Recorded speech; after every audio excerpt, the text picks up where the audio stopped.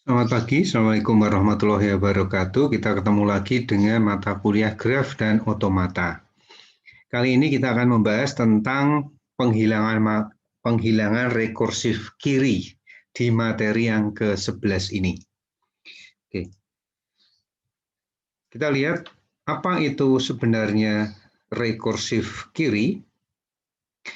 Rekursif kiri itu adalah sebuah aturan produksi di mana ruas kanan ini memuat simbol variabel pada ruas kiri. Nah, kalau pada aturan produksi seperti ini biasanya disimbolkan dalam sebuah variabel diturunkan jadi beta A, di mana beta itu adalah kumpulan simbol variabel dan terminal. Kalau ini disebutnya sebagai ruas kanan. Nah, oke, sekarang kita lihat contoh aturan produksi yang ruas rekursif kanan, yaitu ruas sebelah kanan itu berisi variabel yang akan diturunkan. Sebelah kanan ya, di ruas kanan, kemudian di paling kanan, hasil penurunan ini, variabel yang akan diturunkan muncul di sebelah kanan. Itu namanya rekursif kanan.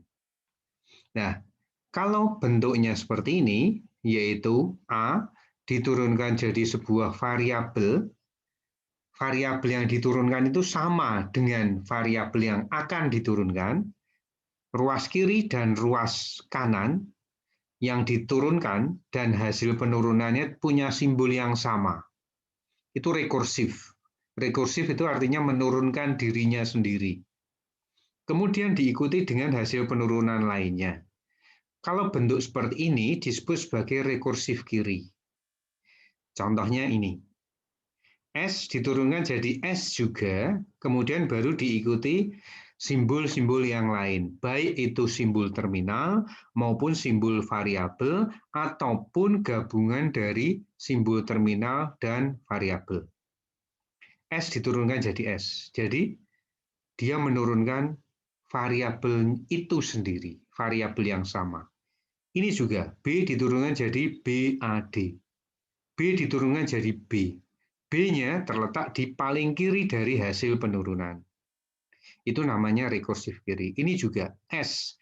S-nya terletak paling kiri dari hasil penurunan. S diturunkan S, di mana S-nya paling kiri. Itulah yang dinamakan dengan rekursif kiri.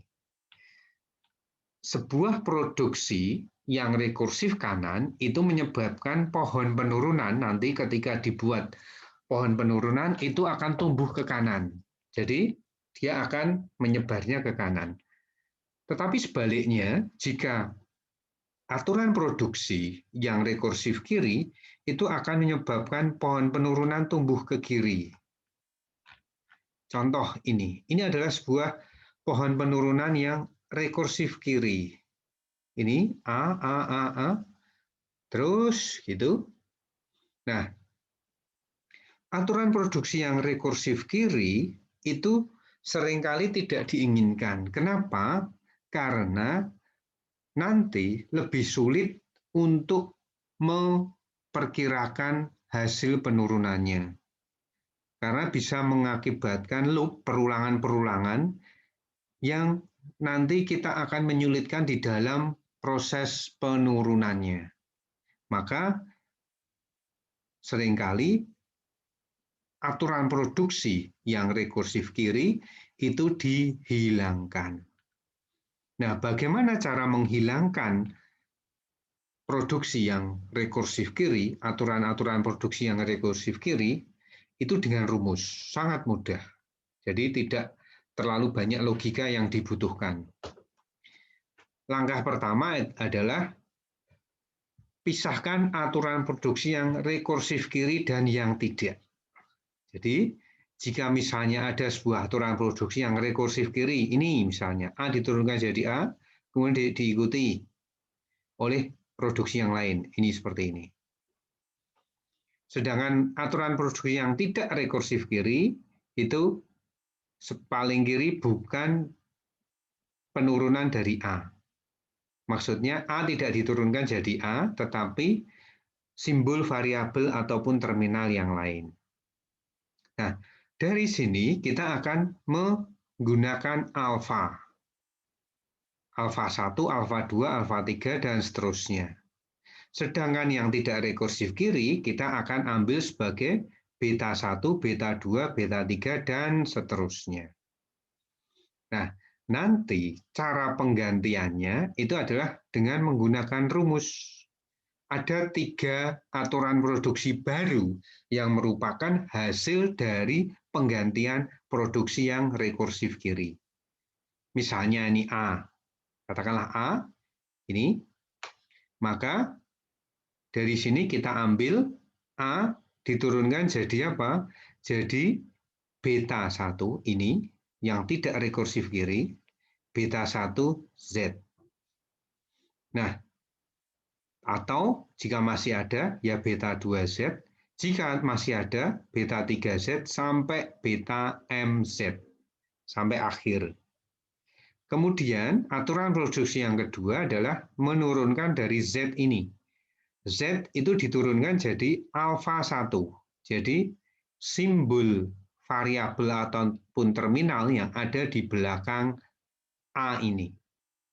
Alfa 1, alfa 2, alfa 3, dan seterusnya. Kita ambil ini.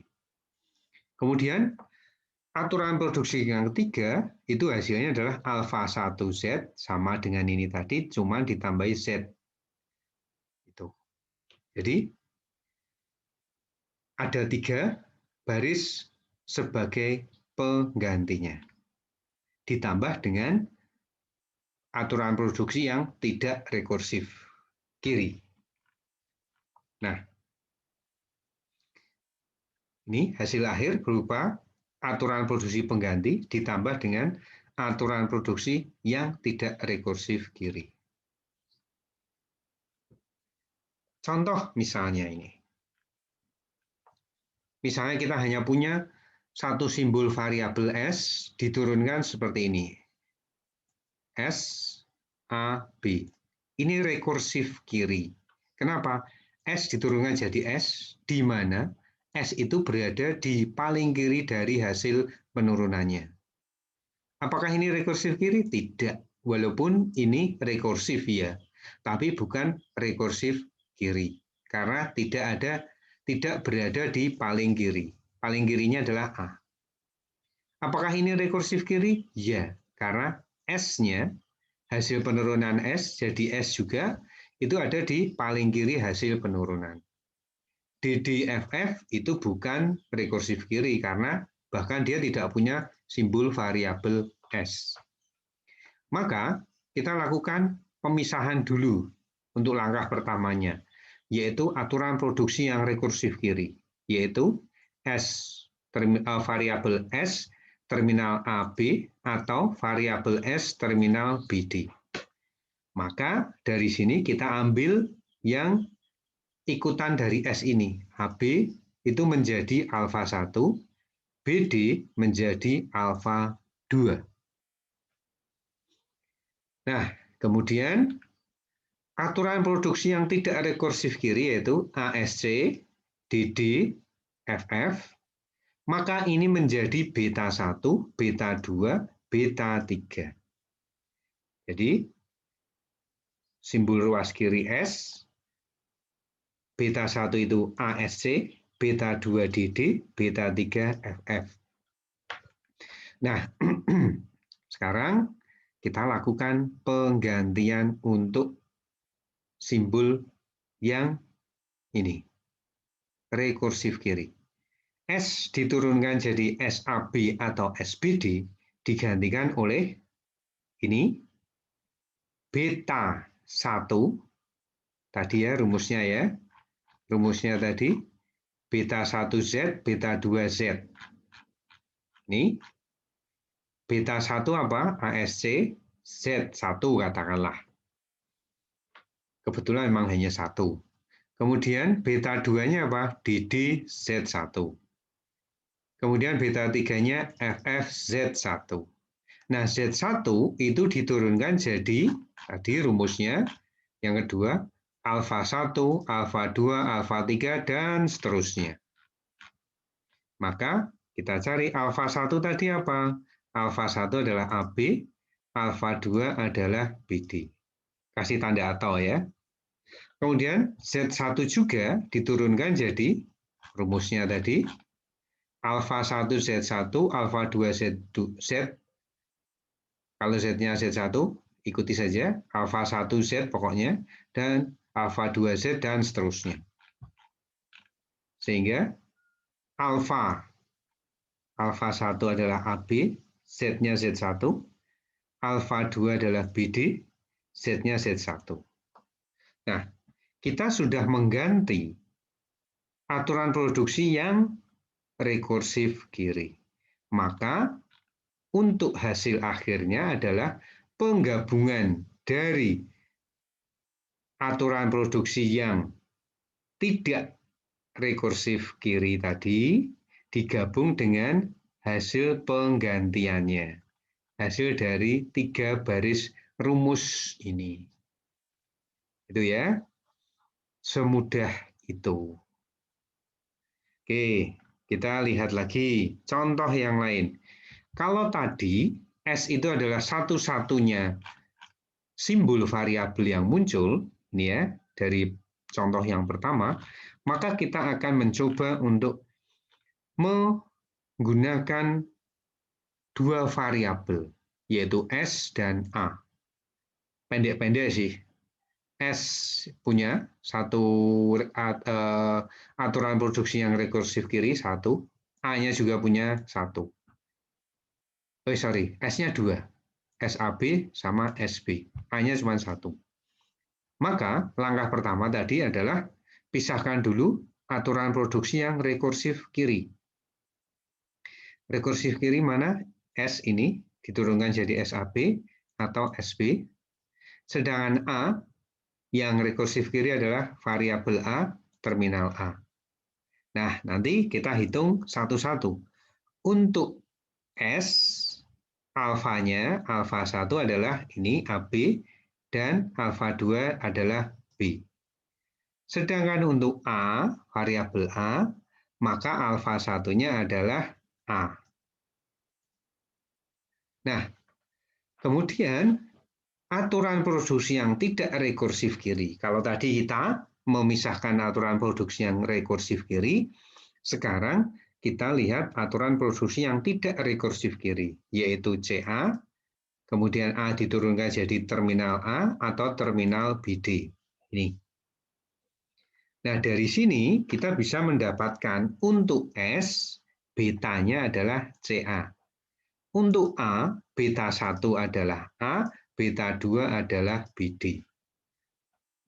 Jadi alfa itu untuk yang simbol rekursif, sedangkan beta untuk yang simbol tidak rekursif. Nah, untuk masalah penggantiannya, kita gantikan dulu yang A, yang S. Baru nanti kita yang A. Yang rekursif kiri apa? Rekursif kiri adalah ini. S diturunkan jadi SAB atau SB. S diturunkan dari SAB atau SB digantikan oleh S beta. Rumusnya adalah beta Z1. Kita pakai Z1 karena Z2-nya nanti untuk A. Beta. Beta Z1. S betanya mana? CA.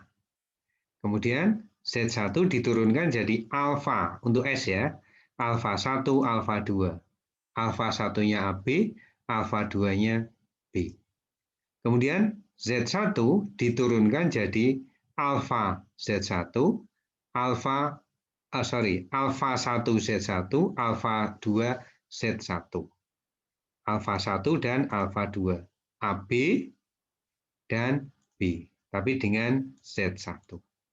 Nah, ini untuk menggantikan S. Bagaimana untuk menggantikan yang A? Nah, untuk yang menggantikan A, sama saja. A diturunkan jadi beta 1, Z2, karena Z1-nya sudah dipakai.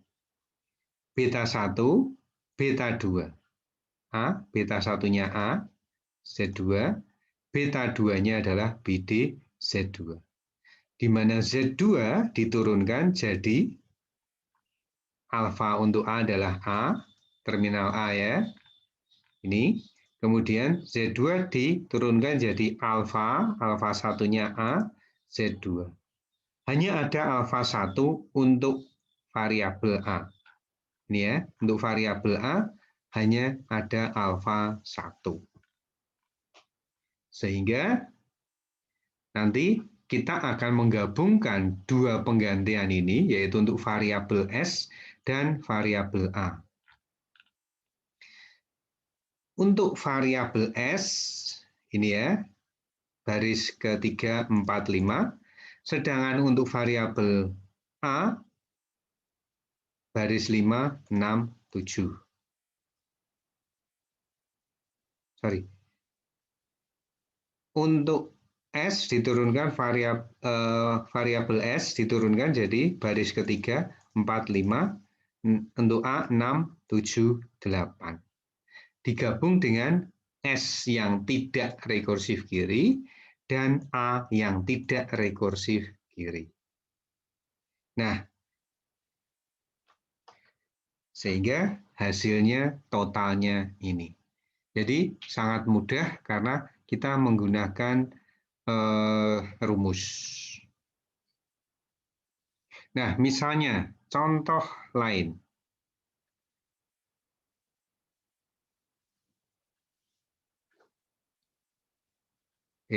Sekarang kita lihat contoh lain ini.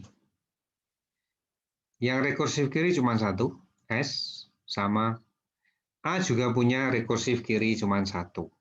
Maka yang rekursif kiri S itu diturunkan jadi SA, A diturunkan jadi AB. Maka dari sini kita bisa menemukan untuk variabel S, alfa 1-nya adalah A, untuk variabel A, alfa 1-nya adalah B. Sedangkan aturan produksi yang tidak rekursif kiri, sisanya S diturunkan jadi A, AC, C sama MT, sedangkan A diturunkan jadi BA. Sehingga kita punya variabel S ini, beta 1 adalah AAC, beta 2 adalah C, beta 3 adalah MT. Sedangkan untuk variabel A, beta 1-nya adalah BA. Nah, kemudian kita lakukan penggantian untuk yang rekursif kiri. Rumusnya adalah S diturunkan jadi beta 1, beta 2, kemudian beta 3. Nah, beta 1-nya AAC, beta 2-nya C, beta 3-nya MT. Kita bisa hilangkan MT, langsung Z1. Kemudian Z1 diturunkan jadi alfa. Alfanya apa? Cuma ada A. Kemudian Z1 diturunkan jadi alfa 1 Z1.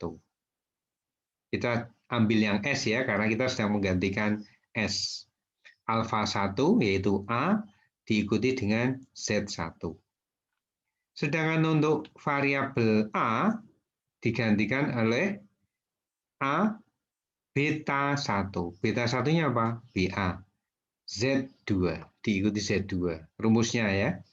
Kemudian Z2 diturunkan jadi apa? Alfa 1. Alfa 1-nya apa untuk A? Terminal B. Begitu juga untuk Z2 diturunkan jadi terminal B Z2. Kenapa terminal B? Karena terminal B itu adalah alfa untuk variabel A. Nah, sehingga kita sudah menggantikan semua rekursif kiri untuk variabel S maupun variabel A. Sekarang kita tinggal gabungkan, yaitu variabel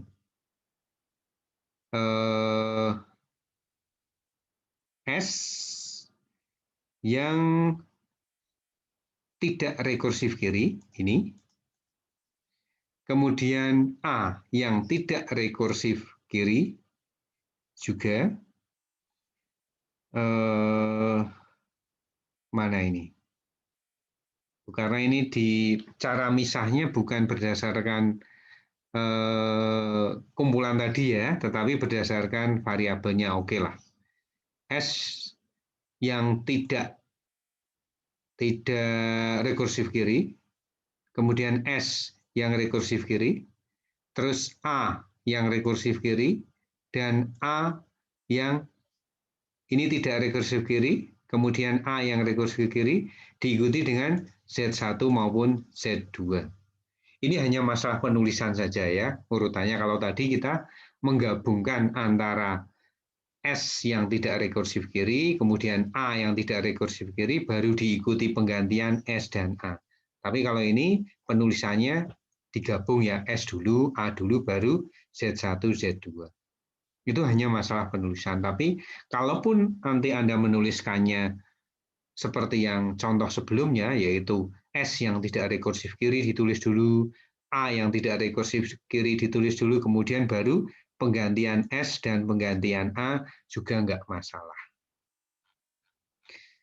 Oke, itu jadi caranya sangat mudah untuk melakukan penghilangan rekursif kiri, gunakanlah rumus penggantian. Oke, itu saja materi yang bisa saya sampaikan untuk penghilangan rekursif kiri. Selamat pagi. Wassalamualaikum warahmatullahi wabarakatuh.